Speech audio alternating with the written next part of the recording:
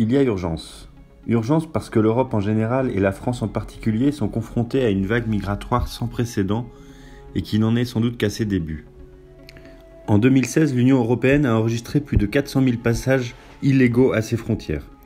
En 2017, pour la France, la barre des 100 000 demandeurs d'asile a été dépassée, auxquels s'ajoute d'un côté de l'ordre de 200 000 entrées légales sur le territoire, de l'autre des entrées clandestines par nature difficiles à quantifier, mais probablement en sensible augmentation.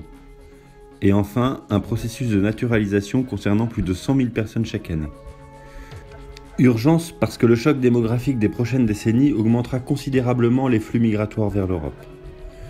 Urgence enfin parce qu'une majorité croissante de Français est exaspérée par ce constat et par le laxisme des autorités.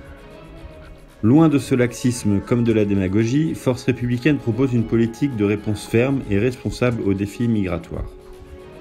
Cette politique se fixe deux objectifs clairs: mettre un coup d'arrêt à une immigration irrégulière et réduire l'immigration régulière à son strict minimum. Nous formulons donc pour cela 10 propositions précises et concrètes, et dont certaines sont d'application immédiate pourvu que la volonté politique soit au rendez-vous. D'abord, une priorité.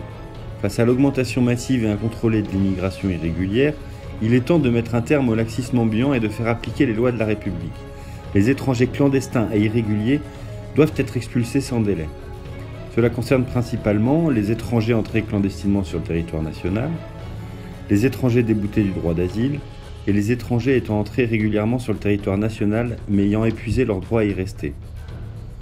Pour cela, nous formulons 6 propositions.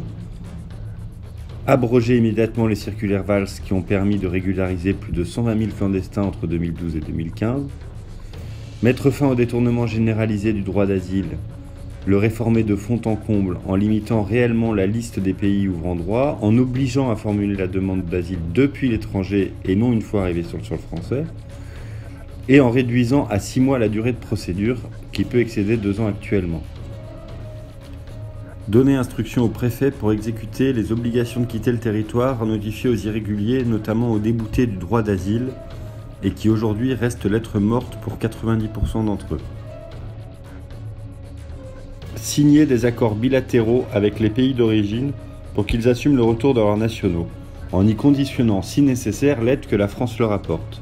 Faire respecter les frontières européennes pour qu'elles cessent d'être de véritables passoires.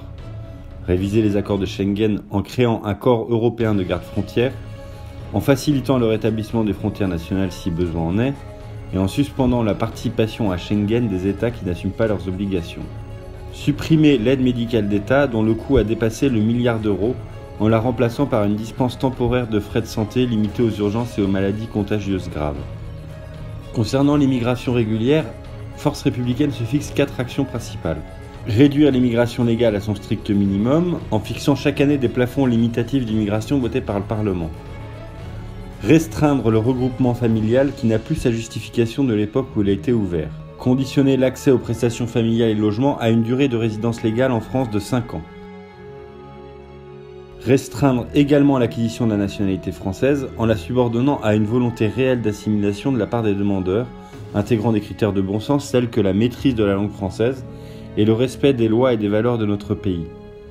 L'identité française mérite d'être défendue. Il ne doit plus y avoir de droit du sol automatique. En retour, nous voulons une vraie politique d'insertion, dont il faut dire aussi qu'elle est quasiment inexistante.